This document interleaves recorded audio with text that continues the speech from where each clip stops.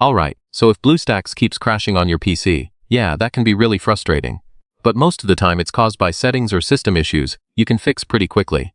First, restart your computer. Yeah, it sounds simple, but it clears temporary problems.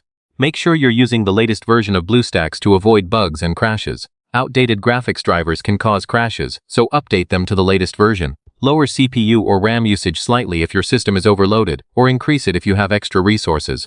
Switch between graphics modes like DirectX and OpenGL to find the most stable option. Make sure virtualization is enabled in BIOS.